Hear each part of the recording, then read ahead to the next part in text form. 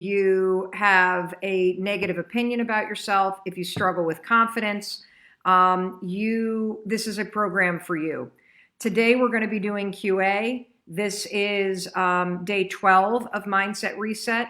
We have already covered a tremendous amount in the first 11 days of live trainings. If you would like to catch up and jump into the program, it's free, it's around forever. It's here as a service and as my gift to you to help you become a more positive, confident person, and for you to understand the science around how you think, the science about how the ways that you think impact what you see in the world, and it also impacts your luck, it impacts your success. And so all you need to go to melrobbins.com/mindset reset, and you will be sent an email every day that the program is live. If you're watching this after the live trainings have completed, no worries. We will send you an email with a link to the complete playlist of every single live training video that we've done, so you can watch it at your own pace. We'll also send you a guide and PDFs that you can use as tools in the program.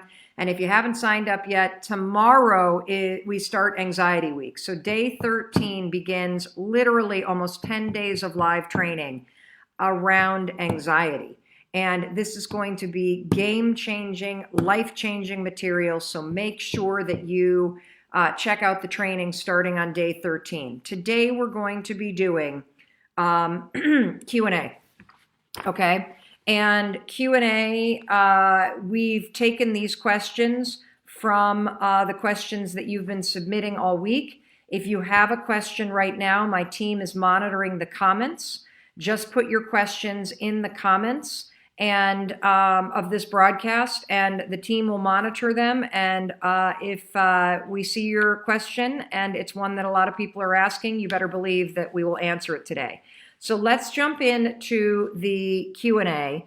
And again, if you want to get involved in Mindset Reset, just go straight to melrobbins.com/mindset reset. It's not too late to sign up. You're never behind. This is not a program with a test. This is not a program that is a race. This is not a program where you do better than other people. This is a program that you do at your own pace, that you utilize in your life every single day, and that teaches you how to take control of the way that you think so that you can be happier, you can be healthier, and you can achieve your goals. So we're day 12, and let's jump into the questions. So the first question is from Nicole. Nicole writes, I'm an emotional eater and spender, Mel. I'm slowly getting bigger by using food as a way to numb pain. How many of you can relate to that? That there's something that you're doing that you reach for as a distraction or a way to numb your pain. Maybe you eat emotionally. Maybe you take the edge off of your stress by drinking too much every night. Maybe you rearrange the furniture in your house, or you're constantly painting the walls in your bedroom because you think if you shift things around that somehow that's going to change the bigger issues in your life. The thing about eating, drinking, having affairs, changing your furniture, shopping, porn addiction, anything that you might reach for as a distraction. The thing that's interesting about that is that all those distractions are things that you're doing, right? You're keeping yourself busy and distracted so that you don't have to pay attention to what it's like to be here. And that's one of the reasons why it's so important for you to learn how to do a mindset reset, because it doesn't matter how much you drink or eat or shop or watch porn or do drugs or cheat. All of those things are never going to improve your life, and you know it. They are delaying the inevitable, which means there's going to come a moment in time where these destructive things that you're doing in order to numb the pain and avoid the work, they're going to come to a head, and they're going to have a catastrophic impact on your life. And you can either continue to numb the pain, and you can do things that are destructive, and you can know that you are marching toward it either imploding your health, your bank account, your sanity, your marriage, your job, your entire life, or you can face it right now and you can start doing the powerful work. Yeah, it'll be painful in the beginning. It'll be painful because you're changing habits, but you can start doing the powerful work to change the way that you think so that when you see food and the default way that you think is, oh, I've had a bad day. That croissant would just be awesome. Or that cookie would be amazing. Or screw it, I'll have a piece of cake tonight. I deserve, oh. If that's the default way that you numb yourself that way, the deliberate way of thinking is to start to shift. And instead of thinking that you should just eat your pain away, that you stop and you say to yourself, no, I'm becoming a healthy person. I am in control. I love myself so much, I'm going to make deliberate decisions. That's what the work of the mindset reset is. Is it going to be hard? Yeah, it's going to be hard because you're changing behavior. I mean hard not in the sense that it's difficult and you can't do it. I mean hard in the sense that it's going to feel uncomfortable. But you are capable of making these changes. You truly are. You are capable of making this happen. And so, I think it's really important that you realize that you change your life one decision at a time. And if you're getting bigger using food as a way to numb your pain, now is the time to interrupt that default before you have a heart attack or before you get so big that it ruins your marriage or it makes you depressed. You have to make decisions now that interrupt the patterns that are destroying your life. You say, I buy my kids and husband things we can't afford all the time to make up for how inadequate I feel as a wife and mother. Let me tell you something. There's nothing that you can buy at Target or Walmart or the mall that will be better than giving your kids and your husband a wife and a mother who feels happy and proud of herself and comfortable in her own skin. I used to have that exact same pattern. When Chris and I were facing bankruptcy 10 years ago and I felt like the world's biggest loser and I had lost my job and my God, it was a struggle just to buy groceries every single week, I would literally spend an hour just walking the aisles at DSW, which is the designer shoe warehouse. And I would walk the aisles and try on shoes. And occasionally I would buy a pair with money I didn't have. And, even the $23 on the sale rack was a purchase that could impact whether or not we could truly buy the groceries that we needed. Why was I doing it? Because it was an escape. Why was I doing it? Because I was so scared about the situation that we were in that it was more comfortable to pretend things were okay. It was more comfortable to go to DSW and have an hour where I pretended that I was a normal person that had my act together and that could afford to do that. But the truth is, here's the hard truth. Yeah, it felt comfortable to escape for a second, but doing that wasn't going to change anything. It was going to make it worse, and it did. What I needed to be doing with that exact same hour is I needed to be looking for a job. I needed to be exercising and taking care of my body. I needed to be calling friends and asking for moral support. I needed to be working on my resume. And intellectually, I knew that. But just like you, Nicole, I was choosing the thing that was the escape. And part of doing a mindset reset is recognizing the patterns that you are actively engaged in, like overeating and spending money that you don't have, that come from a default negative limiting belief that you aren't good enough. If you are good enough, what are you doing? You're not going to DSW. You're not reaching for the food that's making you huge. You're not buying things that you don't need. Because if you start to tell yourself that you're good enough, the second that you feel yourself driving to Walmart to buy stuff that you don't need for your husband and your kids, You can say, wait a minute. I'm good enough as the person that I am. I don't need to go to Walmart and buy things to prove that I'm not good enough for my kids and my husband. In fact, I'm going to do a U-turn and I'm going to go home and I'm going to go make cupcakes because I'm good enough. I don't need to buy anything to prove it. You see, it begins with your willingness to spot the limiting belief. And you did. You said, I feel inadequate. And now the way that you switch to feeling worthy is you not only interrupt the thought, I'm not good enough. You insert a new thought, which is, I am awesome and I am getting better every day. And then you start to substitute behaviors that align with you believing that you're good enough. So let me explain. I want you to go through your day, Nicole. And for those of you, how many of you feel like you're not worthy? How many of you feel and can admit, you have the courage to admit that you either engage in drinking, in drugs, in cheating, in shopping, in moving furniture around, in eating bad, whatever it may be, there's something that you're reaching for as a distraction. Another one, getting angry at people all the time.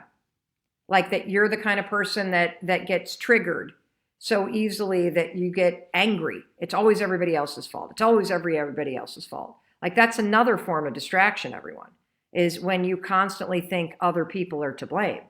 And so if this is how many of you can admit that? And if it's coming from a place of being unworthy, here's the coaching. You're going to have to submit, you're going to have to do the think this, not that exercise.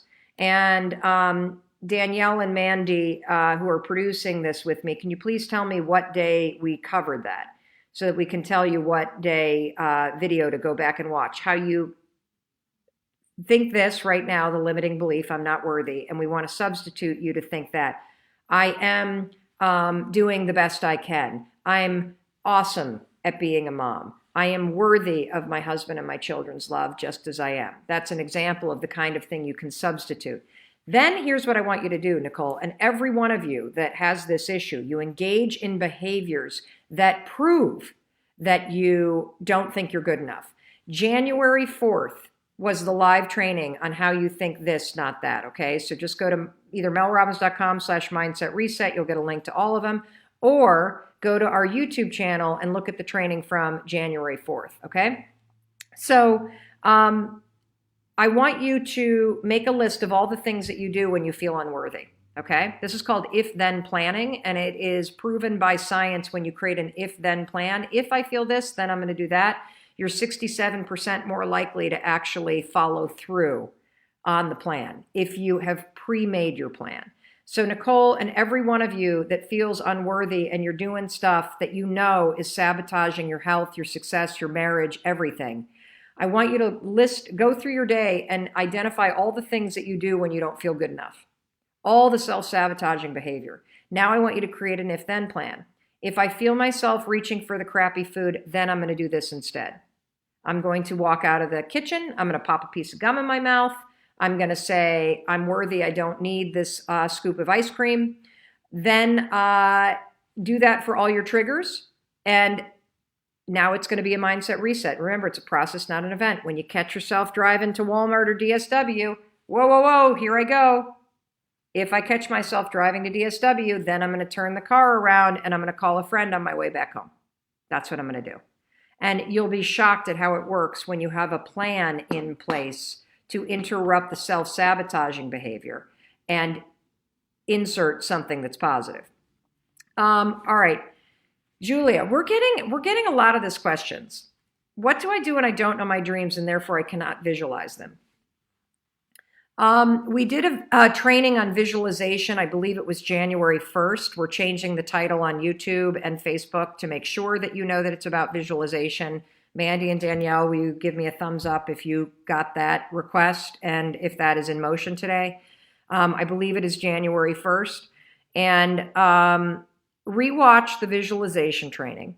And if you don't have a dream, I actually don't think that's true. Oh, awesome. It has been changed. Well done. So the title of it will have visualization in it. It is January 1st. Watch it. I explain the science of visualization. It's a fascinating video, and it will change the urgency with which you view the need to start visualizing.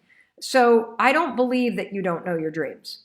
I think you've gotten so down and so resigned, or maybe your life has changed and you're a new widow, or you have lost a job and you feel a little beaten down, or you're broken up, and you don't believe in your ability to make your dreams come true.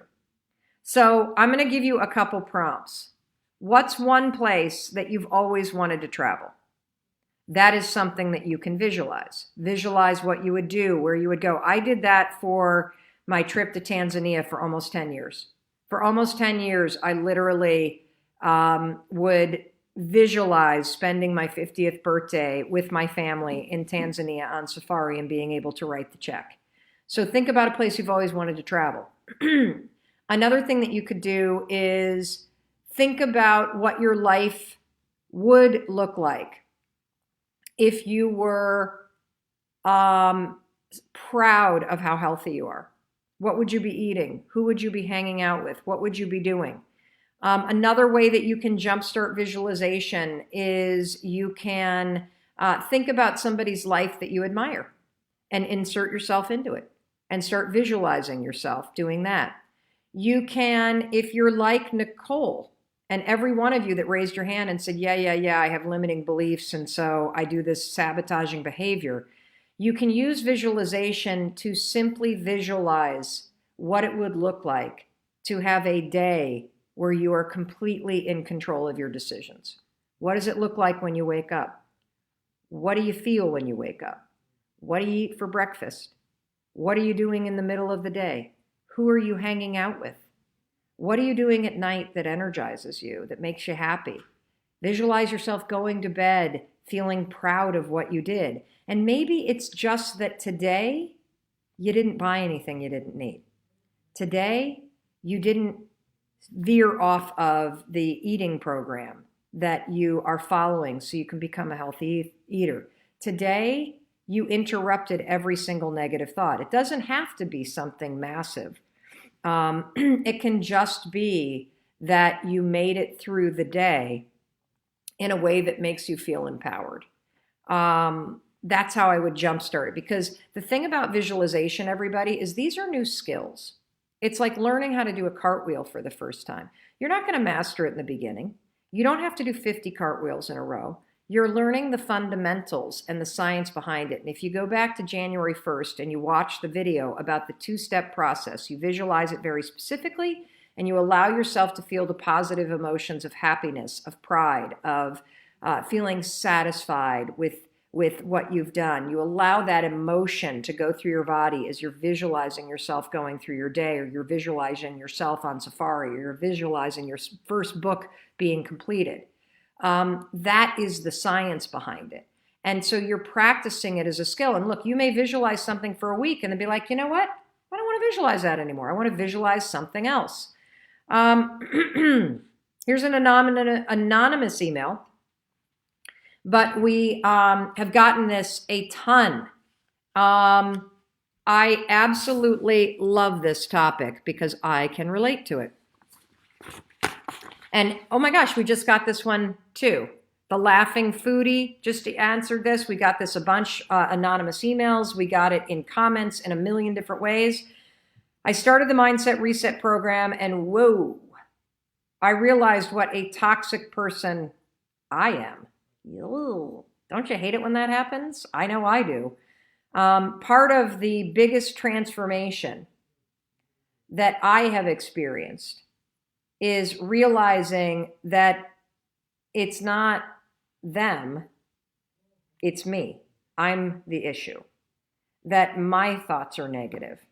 I'm the jerk. I'm the one that's offended all the time.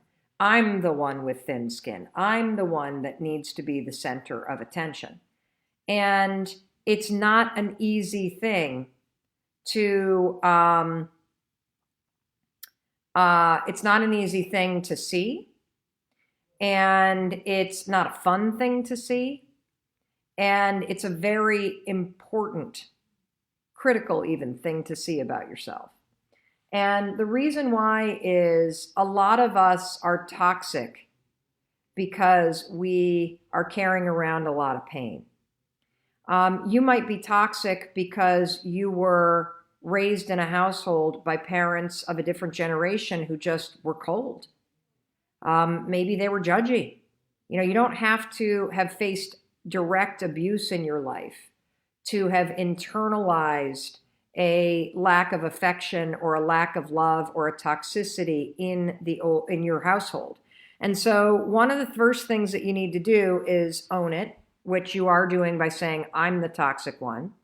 The second thing that you should do is you should start to explore why.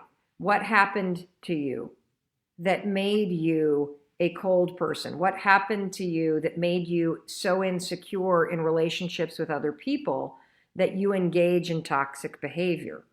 And then the third thing is start to think about somebody that you really admire. Maybe it's somebody you know, or maybe it's somebody that you admire from afar. What is somebody that you've witnessed that's kind, that's generous, that is inclusive, that's patient? What do those kind of people do? Like what I've noticed is in my personal life, I talk a lot less when I'm in group settings. When I'm in one-on-one conversations with friends, I talk about what is going on in my life if I'm asked. Otherwise, I ask all the questions. I lead with being interested and curious about somebody else instead of just coming in and having an opinion. One of the things that I've used the 5-second rule a lot for in my personal life is shutting myself up. Because a lot of my toxic behavior was about dominating conversations and being the center of attention. Because if I'm talking, I'm assuming that, I'm in control. If I'm quiet and somebody else is talking, I'm in my head sometimes worrying that I'm being judged. And so over the past 5 years in particular, I have fundamentally changed how I operate in friendships. Now, in business, I'm sure my colleagues and employees are watching this going, well, you certainly haven't done it in business. Well, one of the reasons why is we're in growth mode and execution mode, and I'm always on the move. I'm getting better at slowing down. It's something that I need to work on, but I definitely operate fundamentally differently in my personal life than I do in my work life, and it's made a huge difference. But the first part of dealing with the toxicity is to own it. And it can be narcissism, meaning you got to be the center of attention. You don't care about anybody else. That's something that you got to change, and you got to start seeking connection. It could be deep insecurity that has you want to control every decision. You got to start practicing patience. You got to start asking questions. You got to start being more generous. You got to start doing things that demonstrate that you care. I think that's it.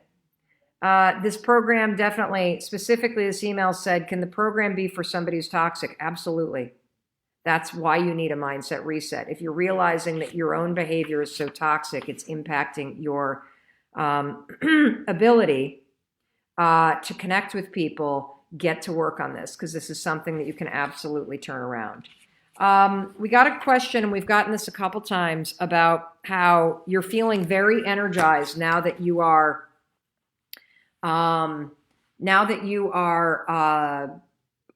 practicing the morning routine, which were days 11, 10, and 9. So days 9, 10, and 11, we covered the morning routine and the connection between your mindset and how you wake up and how you start your day. And I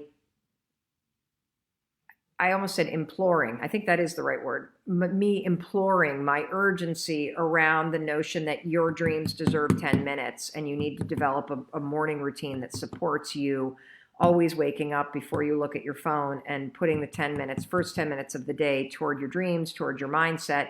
And those of you that are practicing it and taking this assignment on, you are seeing a profound shift, profound shift. Okay. But we're getting a bunch of questions about how do I deal with the fact that by the end of the day, I'm exhausted and I'm depleted and I'm starting to spiral downward again. It's an excellent question. You can take the exact same principles from taking control of your morning and you can fashion an evening routine.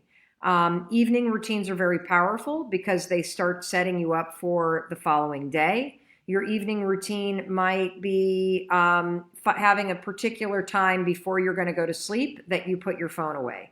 It might be having a ritual like taking a hot shower or soaking in a tub and how that stimulates your vagus nerve and starts to calm you down. It might be a practice of journaling and having a gratitude journal. You might take on a practice that every night around 8 o'clock after dinner is wound down, you call somebody in your life and you reconnect with somebody. So having an evening routine, the routine itself will give you comfort. And if you create an evening routine that you enjoy, it will start to become something that you look forward to, just like a lot of people look forward to having a drink at 5 o'clock. So I would look to creating an evening routine if you notice a stark difference between your mood and energy in the morning and how you wind down at night.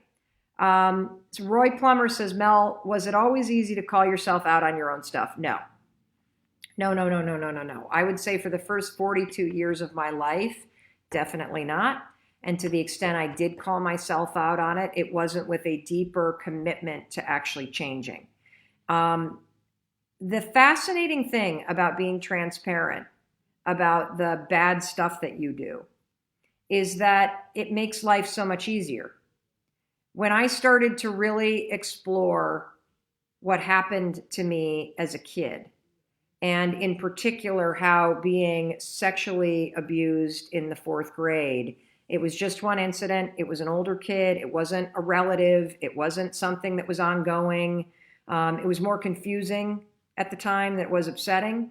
But that single incident and how it impacted the way that I behaved in relationships, my propensity to lie, it wasn't until I really started to look at that incident and the strategies that I created to survive it and the strategies that I developed, to make sure that my mom and my dad loved me. Not any blame on my parents at all. This is really just as kids, we develop strategies to survive our life, to get through things, to make sure our parents are happy with us, to fit in at school. And then we carry those, Roy, into our adulthood. It wasn't until I got serious about really investigating it and bringing a healthy dose of, look, I'm just human. Had I known better, I would have done better. But now that I'm exploring this, I know better, so I can do better. The fascinating thing about being honest about having been abused, being honest about being a jerk in every relationship before Chris, and the amount of cheating that I did based on self-loathing and insecurity and anxiety. Oh my God, my daughter is calling me. Oh, sorry, everybody. Hold on. Let me text my daughter. I'm sorry to groan like that, but I'm frustrated because I told her not to call me because it interrupts the live stream. But now I'm going to do a mindset reset. She just apologized, said sorry she forgot. See, like that's the interesting thing. I just got frustrated because I had pre-planned. Things didn't go according to plan. Did you see my emotions rise up? And I texted her, please do not call me. And now she's like, I'm so sorry. I forgot. I'm totally forgot. And here's an interesting point. There are so many of you that live your life offended.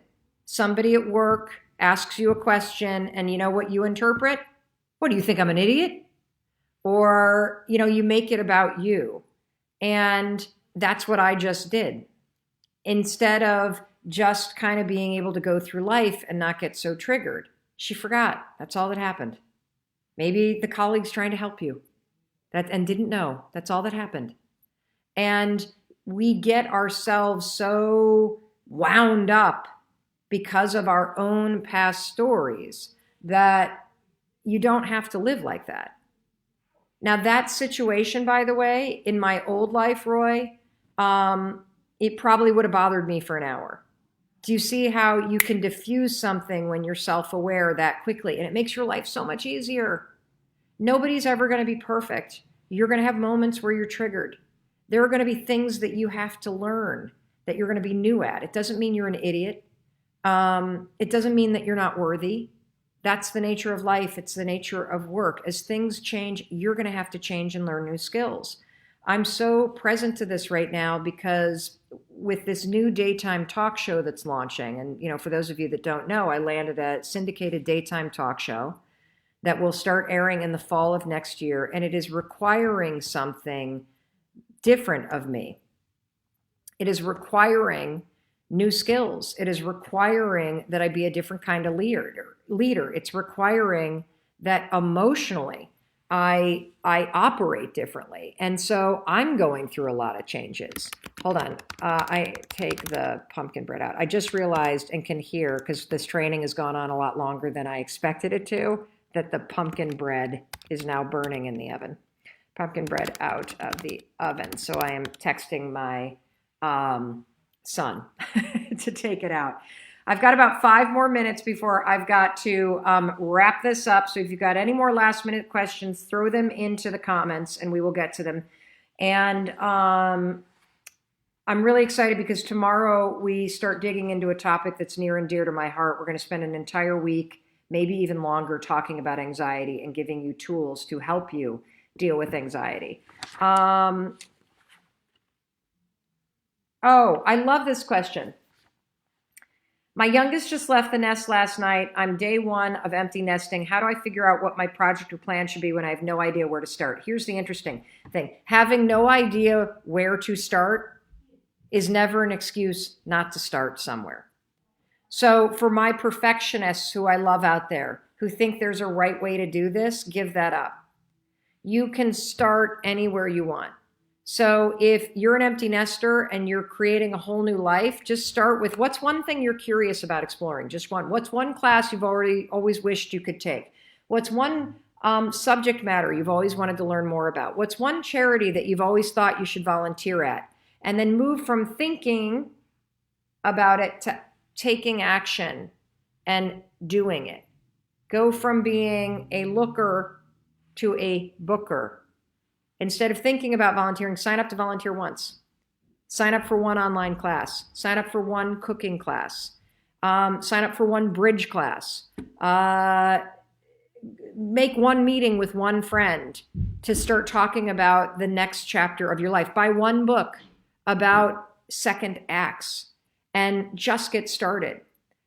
Thinking about it is not an excuse or a substitute for doing it. I want you to take just one action. Don't overthink it. That's it. That's how you start. We've got some questions about the journaling method and the progress principle. I'm finding that my top project is revolving around what I have to do for work for that day. Is that okay? I'm thinking it should be focused on something for me personally. Any advice on how I focus on me and not on work? Every time I put a project down about me, I never end up getting it done, and it's derailing me trying to shift my mindset. Yeah, here's what I want you to do. First of all, if you're not getting the projects done in your morning routine, the project's too big. Shrink it down. That's it. Shrink down the project, okay? Secondly, if you don't get your project done, that's not something to use as evidence to make yourself wrong. It's data. Look at that data and then ask yourself, well, why didn't I get it done? The project may be too big. It may actually not be a project that matters to you. It might be something that you feel obligated to do. And so investigate the fact that you're putting down things that obligate you versus the things that personally fulfill you. If you're somebody that's trying to do more self-care or do more for yourself, then in the sheet for tomorrow, instead of the prompt is one thing that is important to you, put one personal project, so that tomorrow you're going to do something. Maybe if it's exercise, don't even exercise. Maybe just find one gym class this week in the next 7 days and pre-register. That's all you're going to do. If it's exercise, just commit to doing it for 5 minutes. So if you're chronically putting things down that you don't get to, I think the problem is the projects that you're putting down are way too big. So shrink them down so that you have a little bit of progress. We're getting a ton of questions about naps. So here's what we're going to do about naps. I am going to do a separate training about the science of sleep because we're getting questions about naps. We're getting questions about what you do when your spouse wakes you up. We're getting questions about the sleep. So we're going to do a separate training about sleep. Let me see. Hey, Oak? I'm worried about the pumpkin bread. So let me ask one more question. How do you start standing up for yourself? I'm too worried about making sure everyone likes me. We are getting a lot of questions about people pleasing. When I was young, I decided that being nice would be how I got love. That's awesome insight.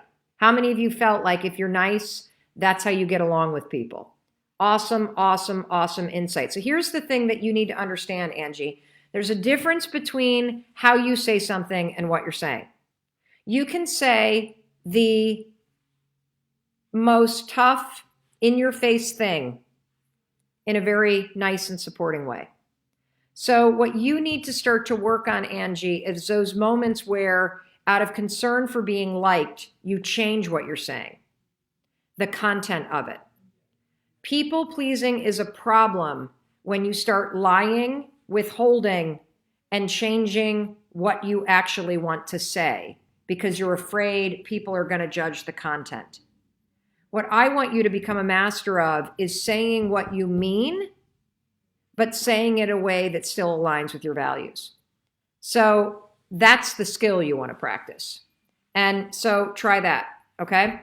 All right. I think that's it. In case nobody else tells you today, I love you and I believe in your ability to change your life and be a happier and healthier person. I believe in your ability to seize the next chapter of your life, which could start right now, by changing the decisions that you're making. And I also believe that when you change how you think and how you talk to yourself, you will change your life. And that's why we're here doing Mindset Reset. Tomorrow we kick off Anxiety Week. It's going to be game changing. I'm asking for patience in advance because I am traveling 4 days this week alone. And it's a lot to manage to do all of these trainings in different locations, in different time zones, while I'm also giving speeches and I'm also making airplanes. And if that gives you anxiety, you should be tuning in to Mindset Reset because these tools are going to help you deconstruct it. You're going to learn all of the things that I have been doing that helped me cure myself of a 20-year battle with severe anxiety to get completely off drugs. It's the same stuff that I use with my children when they struggle with anxiety, and you'll be able to use it with your children too. If you have friends that need to be a part of this, loved ones that you really want to have be a part of this Anxiety Week, go to melrobbins.com/mindset reset to get them signed up. All right, I got to run because I can still smell that pumpkin bread cooking, so I'm not sure any of my kids took it out of the oven. But small problems. I hope you have an amazing day, and we will see you tomorrow for the kickoff for Anxiety Week. Have a great day.